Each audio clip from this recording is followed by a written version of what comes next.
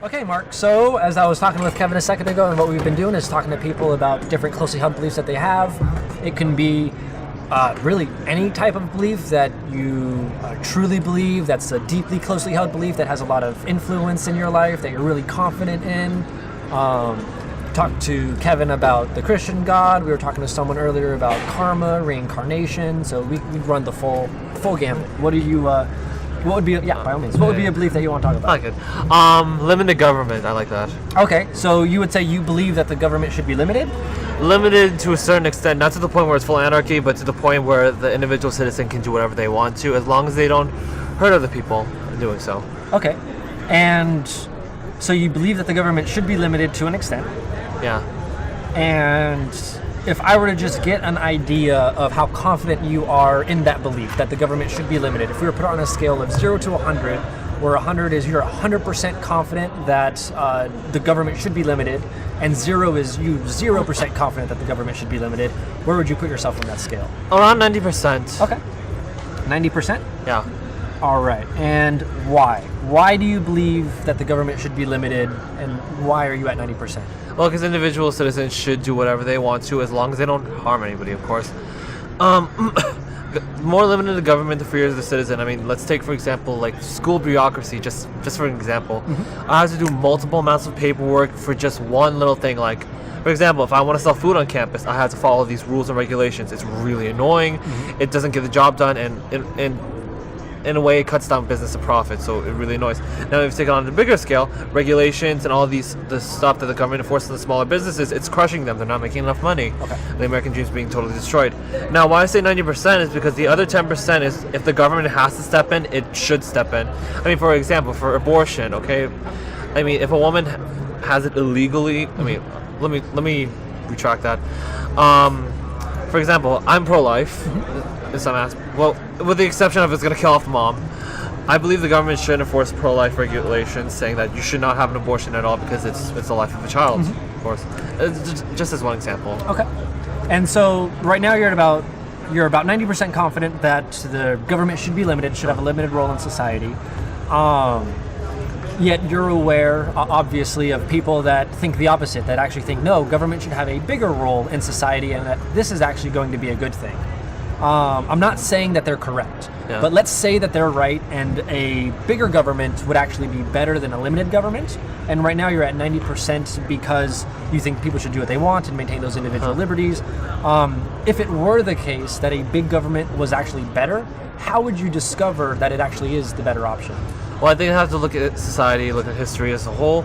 I mean, for example, I used to be one of those people, so I don't blame them. I do see some form of aspect. That's why I'm 10%. Mm-hmm. I mean, for example, if like someone's poor and like really, really poor, I believe the government should help in once in a while, but not to the point where it's like free money.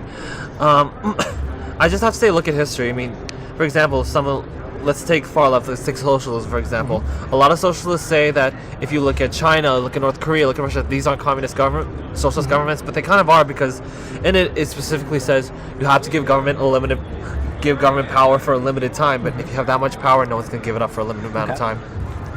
And so you said that you would look at society and history, and let's say that the history that we have right now and the societies that are currently in existence all point to show that a limited government is the best form of government, but in actuality, a bigger government is better. It's just we haven't had the types of history and experiences to show that.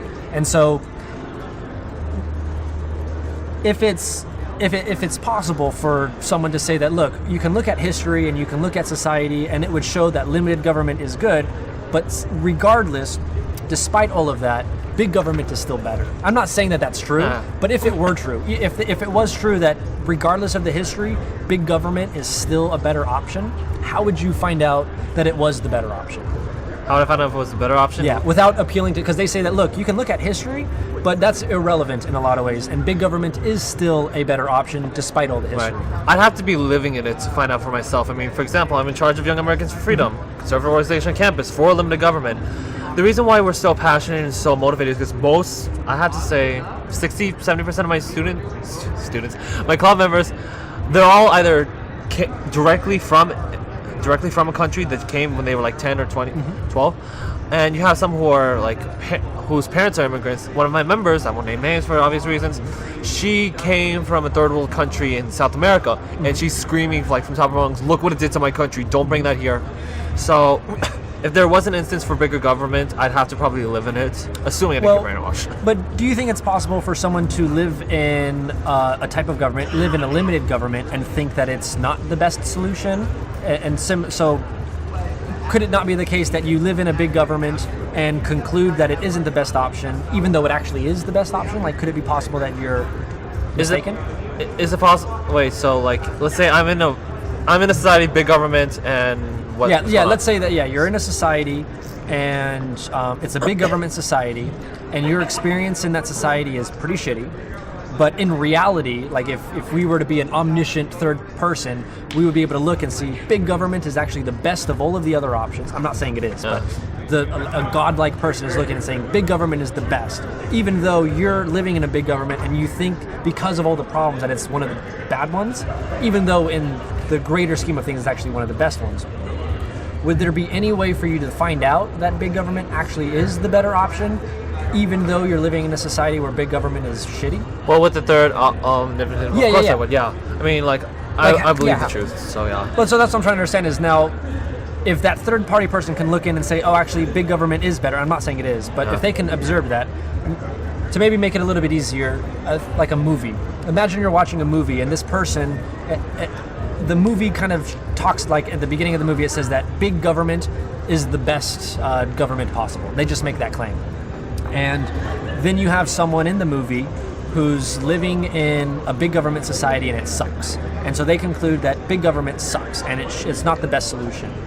Even though as the viewer we can see, oh no, big government actually is the best solution. How would that person in the movie find out that he's mistaken and it's not a shitty situation, but it's actually the best situation? Well, I guess someone will have to tell them the truth. That's the only way. Well, but let's say that in this movie there are a whole bunch of people that say big government is good, and despite all of the hardships that you experience, and then a whole bunch of other people say no, big government is bad because of all the hardships you experience, and it turns out that big government is good. How do you know who to listen to if someone's saying it's good and someone's saying it's bad? How do I differentiate? Yeah. Well, I have to take multiple sources and then come to the determination myself. That's the thing. Okay. Awesome. I think that works out. Okay. Perfect. Mark, thank you so much, my man. Anytime. Yeah, I love it. Thank you.